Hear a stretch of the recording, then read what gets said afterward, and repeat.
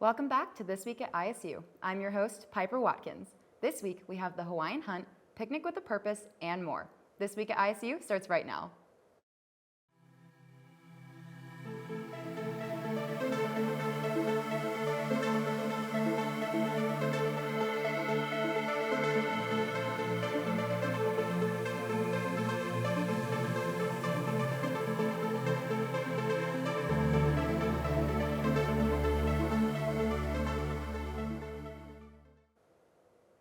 Earth Day Sustainability in Terre Haute was held in celebration of the environment. They invited students to listen and engage in discussions and enjoy Earth Day-related activities. There was a guest speaker from Rethink, and students had the opportunity to educate themselves on being more sustainable. So we are having our Earth Day event. So it's Sustainability in Terre Haute is the name. It's an event where we're just having, it's very chill. We're doing some sustainable activities. We had a little conversation about sustainable practices college students can do, and we're also gonna have a Kahoot. So it's just like a fun way to end out regular half of the semester. Well, because sustainability helps all of us. It not only helps the campus look good, it helps Terre Haute look good, it helps your local community, even if you're not from Terre Haute, look good. It's just, sustainability is something everyone can do. It's very easy, it's not complicated, and starting in college is a really good first step. We don't have anything finalized right now, although we are planning to do another Earth Day event next April, so that'll be fun. We're thinking about doing a movie night next semester. We're gonna have a lot of we're going to try to do more fun events next year. We're going to have our big serious events, our watch parties, and our politicians come down and talk, but we're also going to do some fun stuff like movie nights, Kahoots, that sort of thing. Lemon Club invited students for some food and fun at Picnic with a Purpose. There was seashell and pot painting, pennant making, bracelet making, tie-dye, lemon shake-ups, and more. Donations were accepted, and students could take home a stuffed bear for $5. College of Arts and Sciences award ceremony was held to recognize and celebrate the students, staff, and faculty of CAS. There was food for all guests that attended and a performance from the string quartet. The Hawaiian Hunt, held by the Sycamore Leadership Coalition, was a great way for students to team up and compete in a themed scavenger hunt. Food and refreshments were provided for students at Wolf Field, as well as fun games to play. The scavenger hunt took place all around campus, and the winners received a $400 prize. Residential Life hosted Res Fest to share the housing opportunities that are present all throughout campus. There was also more information on organizations and offices available for students. There was food trucks, games, prizes, and free t-shirts. This is Res Fest, an annual event we throw every spring, sort of as our last hurrah of the school year. Yeah, it's where all of our hall councils from the entire school year come together, throw a game, maybe give away a prize, and just celebrate the end of the year and the nice new warm weather. My favorite part is just seeing how creative the halls can get every year. We have the repeat games, obviously, but some halls get really creative. And then this year, we've kind of gone back to form and invited offices from over campus.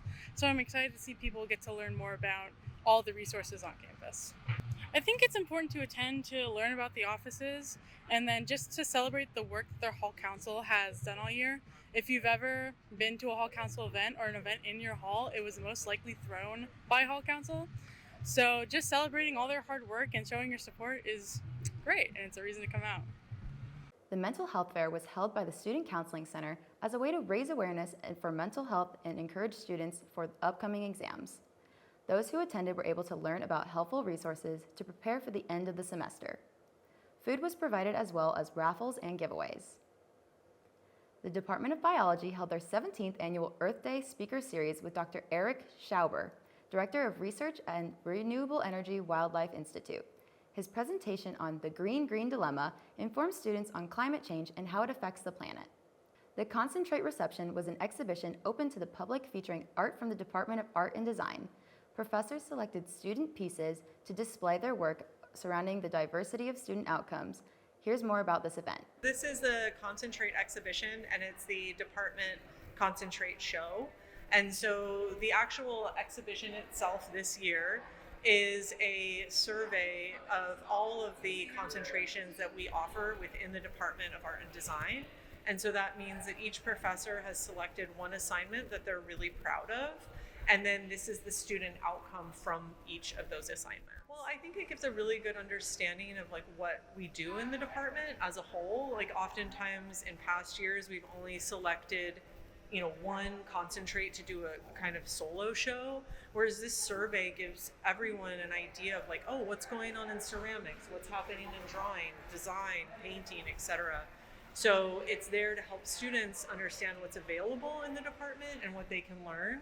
And then it also informs the public at large of like what's actually going on in the school and the quality of work that we're creating. So next week on the 28th, we have the BFA VA Senior Exhibition, which is a really important exhibition for our seniors as it's the culminating show of like their best work from the year. And that show will be up it opens on Monday the 28th, and then it closes on commencement day is like the last day of the show. So it is open during commencement. The 10th is the last day. Now let's take a look at Indiana State info and what opportunities the campus has to offer.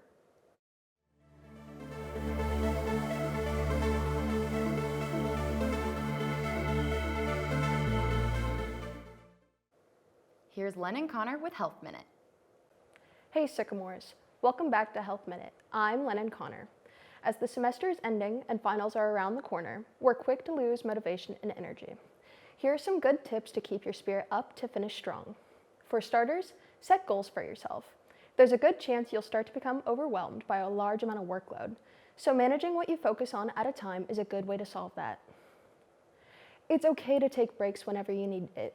If you don't take time to regulate your emotions properly, there's a good chance you can find yourself feeling more depressed. Be sure to take things at your own pace to avoid getting burnt out. Thank you for joining us, and check back next week for more healthy tips and tricks. Back to the studio. Now over to Graham Edwards with the weather. Hey Sycamores, I hope you guys are ready for another great week. The temps are going to be in the high 70s and mid 50s with scattered showers throughout the week. Back to the studio. Let's check out CJ Cooper for sports. Welcome to Sports Corner. I'm your host, CJ Cooper. Bob Warren Field was the site of an absolute madness on Sunday as Indiana State Sycamores lit up the scoreboard in a wild 7th inning roaring back with 4 explosive runs to stun Southern Illinois and lock up the series finale in a 12-8 thriller. The comeback kids from Indiana State weren't messing around. This win marked their 3rd Missouri Valley Conference Series victory of the season. The Sycamores took 2 of the 3 from the high-flying Salukis and sent a message across the valley. This squad is dangerous. And let's talk Carlos Pena, Mr. Reliable. He's extended his on-base streak to 29 straight games and went 2 for 4 with a bomb and drove in 3 big-time runs. This guy is a machine.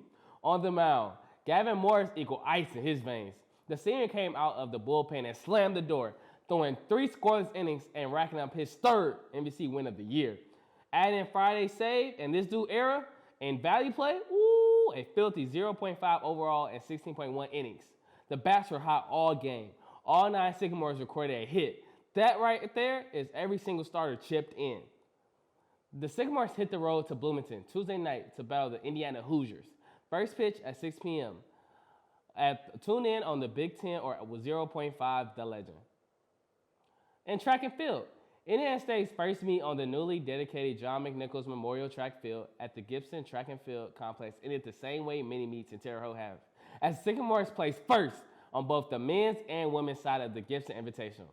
And a weekend in which forever immortalized McNichols, who led the Sycamores to 38 NBC championships in his illustrious head coaching career, while also honoring past championship teams in program history. The blue and white continued to stake their claim as one of the premier mid-major programs in the nation. Indiana State racked up 163 points on the men's side and 131 points on the women's side.